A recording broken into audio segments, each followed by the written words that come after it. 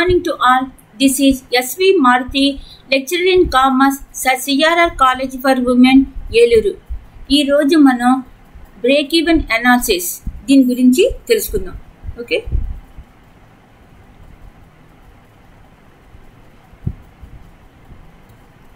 Break even analysis. Explain break-even analysis and explain its assumptions, uses, advantages and limitations of advantages and limitations or disadvantages of break-even analysis. Break-even analysis గురించి వివరించండి. దాని యొక్క assumptions మినహాయింపులు, అలాగే uses అన్న advantages ఉపయోగాలు లేదా ప్రయోజనాలు, అలాగే లిమిటేషన్స్ డిసడ్వాంటేజెస్ పరిమితులు లేదా లోపాల గురించి వివరించండి అని అంటున్నారు. Okay, the term break-even analysis is interpreted in the narrow as well as broader senses. Okay, దీన్ని కొంచెం లోతుగాను చెప్పచ్చు, అలాగే నారో దాని గురించి సింపుల్ గా కూడా దీని గురించి వివరించవచ్చు అనమాట. Narrow sense it is concerned with finding out the break even point. అంటే స్వల్పంగా చెప్పాలంటే కనుక బ్రేక్ ఈవెన్ అనాలిసిస్ అంటే ఏంటంటే బ్రేక్ ఈవెన్ పాయింట్, ఎక్కడైతే కనుక అది బ్రేక్ ఈవెన్ బ్రేక్ అవుతుందో ఆ పాయింట్ నే మనం ఇక్కడ బ్రేక్ ఈవెన్ అనాలిసిస్ అని చెప్తుంటాం. బ్రాడర్ సెన్స్ లో కనుక చెప్పాలంటే చూడండి, broader sense means that system of analysis which determines the probable profit at any level of production. అంటే దీని యొక్క ఉత్పత్తి యొక్క ఏదైనా ఒక ప్రొడక్షన్ యొక్క ఉత్పత్తిలో దాని యొక్క ప్రాబబుల్ ప్రాఫిట్ ఏవైతే ఉంటుందో దాన్ని డిటర్మైన్ చేయటమే, దాన్ని డిటర్మిన్ చేసేటువంటి ఆ విశ్లేషణనే మనం బ్రేక్ ఈవెన్ అనాలిసిస్ అని చెప్తుంటాం అనమాట. దీని యొక్క meaning, the break even analysis establishes the relationship of cost, volume and profit.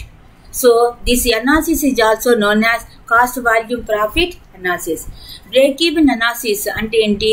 ఇది కాస్ట్ వ్యయము, అలాగే వాల్యూమ్ అమ్మకాలు, అలాగే ప్రాఫిట్ లాభాలు, అమ్మకాలు వ్యయాలు అలాగే లాభాలు, వీటి యొక్క రిలేషన్షిప్ ఏ విధంగా ఉంటుంది అని చెప్పేటటువంటి ఆ విశ్లేషణనే ఏమని పిలుస్తుంటాం? Break even analysis, break even విశ్లేషణ అని పిలుస్తుంటాం.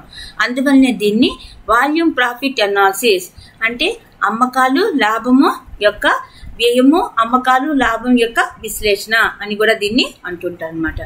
Okay, BEP can be explain below. BEP అనేది ఈ విధంగా ఎక్స్ప్లెయిన్ చేస్తుంటారు. ఇక్కడ చూడండి, ఇక్కడ మనకి వైఓఎక్స్ అని ఉన్నాయి. ఇక్కడ ఎక్స్ మీదేమో మనం అవుట్పుట్ చూపిస్తున్నాం, కాస్ట్ మీదేమో అక్కడ మనకి వై యాక్సిస్ మీదేమో కాస్ట్ అనేది చూపిస్తున్నాం. ఇక్కడ చూడండి, ఇక్కడ ఎక్స్ యాక్సిస్ మీద దాని మీద ఇక్కడ లైన్స్ ఎఫ్సి అనేది ఉన్నది. ఎఫ్సి అంటే ఏంటి? Fixed cost. Fixed cost remains constant. అందువల్ల దీని హార్జెంటల్ లైన్ అంటే సమాంతరంగా ఎక్స్ యాక్సిస్ కి సమాంతరంగా చూపిస్తున్నాం. ఎఫ్సి అనేది సమాంతరంగా ఉన్నది, ఎక్స్ యాక్సిస్ కి సమాంతరంగా ఉన్నది. అలాగే విసి అంటే ఏంటి? వేరియబుల్ కాస్ట్, చరవ్యయాలు. ఈ చరవ్యయాలు అనేది ఎక్స్ అంటే ఈ ఎఫ్సికి పైనుంచి వెళ్తుంది, ఇది లెఫ్ట్ టు రైట్, ఎడ నుంచి కుడికి పైకి పోతుంది. ఓకే, అలాగే టీసీ అంటే ఏంటి? టోటల్ కాస్ట్, మొత్తము వ్యయము. ఇది కూడా మనకి లెఫ్ట్ టు రైట్ కి ఇది పైకి పోతుంది. ఇక్కడ ఎక్కడైతే కనుక మనకి ఈ వేరియబుల్ కాస్ట్, టోటల్ కాస్ట్ అంటే మొత్తం వ్యయము, చరవ్యయాలు ఇవి రెండు ఇంటర్సెక్ట్ అవుతున్నాయో అక్కడే మనం దీన్ని బిఈపి అని అంటున్నాం. ఇక్కడ మనకి ఆ బిఈపికి అబోవ్ ఉన్న పాయింట్ ఏమని పిలుస్తున్నాం? Margin of safety. ఇక్కడ యారో మార్క్ ఇచ్చాం, దాన్ని ఏమంటే మార్జిన్ ఆఫ్ సేఫ్టీ, రక్షణ పరిమితి అంటుంటాం అనమాట. ఇక్కడ ఎక్కువ లాభాలు అనేవి వస్తూ ఉంటాయి. ఇక్కడ బిలో దట్ పాయింట్ ఆ బిఈపికి కంటే కూడా తక్కువ ఉన్నప్పుడు ఈ ఫామ్ కి లాసెస్ అనేవి వస్తుంటాయి. కాబట్టి దాన్ని ఏమని పిలుస్తుంటాము? Angle of incidents. అంటే దాన్ని మనకి యాంగిల్ ఆఫ్ పతన కోణము, యాంగిల్ ఆఫ్ ఇన్సిడెంట్స్ పతన కోణము అని అంటుంటాం అనమాట.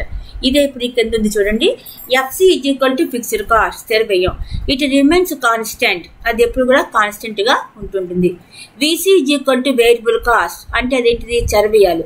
It increases from left to right, ఇది ఎడమ నుండి కుడికి పైకి పోతుంది. అలాగే టీసీ అంటే ఏంటి? టోటల్ కాస్ట్ అంటే మొత్తం వ్యయం. It increases from left to right, ఇది కూడా ఎడమ నుండి కుడికి పైకి పోతుంది. ఇప్పుడు a place where total cost and variable cost intersect, అది ఇంట్రెస్ట్ అని పడిందమ్మా, అది ఇంట్రెస్ట్ కాదు, intersect. It is called as BEP. ఎక్కడైతే మనకి ఈ టోటల్ కాస్ట్, వేరియబుల్ కాస్ట్ అంటే మొత్తం వ్యయము, చరవ్యయాలు ఇవి రెండు ఖండించుకుంటున్నాయో ఇంటర్సెక్ట్. ఓకే, అది ఇంట్రెస్ట్ కాదు, ఇంటర్సెక్ట్. ఓకే, అప్పుడు ఎక్కడైతే కనుక రెండు ఖండించుకుంటున్నాయో దాన్ని ఏమని పిలుస్తాం, బిఈపి అని పిలుస్తుంటాం. Above that point the firm get more and more profits. ఈ బిఈపి పాయింట్ కంటే ఎక్కువగా ఉన్నప్పుడు ఈ ఫార్మ్ కి ఇంకా ఇంకా ఎక్కువ లాభాలు అనేవి వస్తుంటాయి అన్నమాట. That profits are called as margin of safety. ఆ ప్రాఫిట్స్ ఏమని పిలుస్తాం, మార్జిన్ ఆఫ్ సేఫ్టీ, రక్షణ పరిమితి అని పిలుస్తుంటాం అనమాట. Below that point the firm get losses. ఆ పాయింట్ కంటే తక్కువ ఉన్నప్పుడు ఈ ఫార్మ్ కి లాసెస్ అనేవి, నష్టాలు అనేవి వస్తుంటాయి. That losses are called as angle of incidents. ఆ నష్టాలను ఏమని పిలుస్తుంటాం, యాంగిల్ ఆఫ్ ఇన్సిడెంట్స్, పతన కోణము అని పిలుస్తుంటాం అనమాట.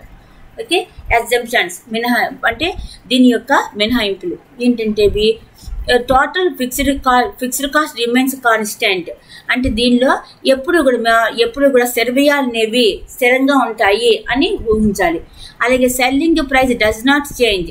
అంటే అమ్మకపు ధర ఎప్పుడు కూడా మారదు. అలాగే productivity per worker does not change. అంటే వర్కర్ యొక్క శ్రామికుడి యొక్క ఉత్పాదకత ఎప్పుడు కూడా మారదు. అలాగే there will be no change in the general price level.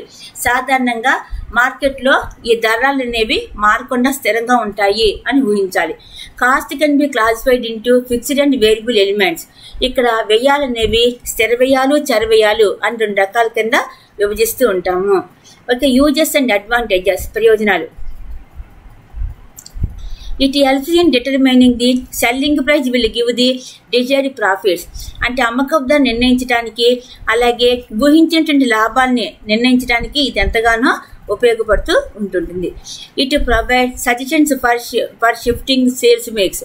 అమ్మకాల మిశ్రమాన్ని కనుగొనడానికి ఇది ఎంతగానో ఉపయోగపడుతూ ఉంటుంటుంది. Inter from the comparison of profit is made possible. దీన్ని ఆధారంగా చేసుకుని లాభాలు ఏ విధంగా వస్తాయి అని ఊహించడానికి ఇది ఉపయోగపడుతూ ఉంటుంటుంది. It helps in fixing sales volume to cover a given return on capital employed. అమ్మకాల ధరని నిర్ణయించడానికి ఇది ఉపయోగపడుతూ ఉంటుంటుంది. It studies the impact of increases or decreases in fixed and variable cost on profit. అంటే అమ్మకాలని ఆధారంగా చేసుకుని వ్యయాల్ని లాభాలను ఆధారంగా చేసుకుని స్థిర వ్యయాలు, చర వ్యయాలు ఏ విధంగా పెరుగుతున్నాయి, ఏ విధంగా తగ్గుతున్నాయి అని స్టడీ చేయడానికి ఇది ఉపయోగపడుతూ ఉంటుంటుంది. It helps in forecasting cost and profit as a result of changes in the volume.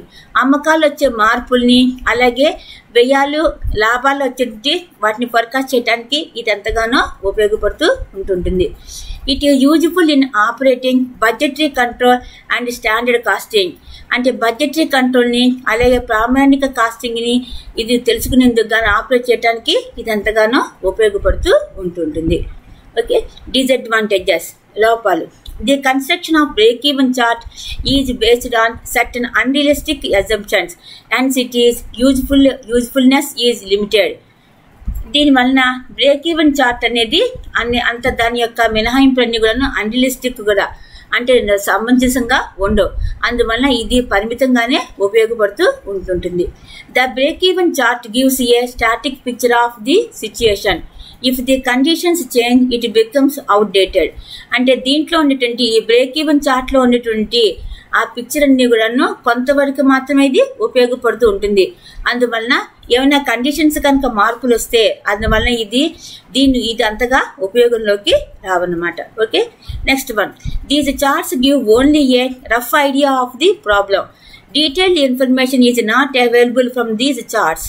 అంటే దీనిలో ఉన్నటువంటి ఈ చార్ట్స్ లో ఉన్నటువంటి ఇన్ఫర్మేషన్ అంతా కూడాను కేవలము కొన్ని ప్రాబ్లమ్స్ సాల్వ్ చేయడానికి మాత్రమే ఉపయోగపడుతుంటుంది, కానీ అన్నింటికి ఇది ఉపయోగకరంగా ఉండదన్నమాట. Okay, next one. A break even chart does not suggest any action or remedial action to the management in case of need.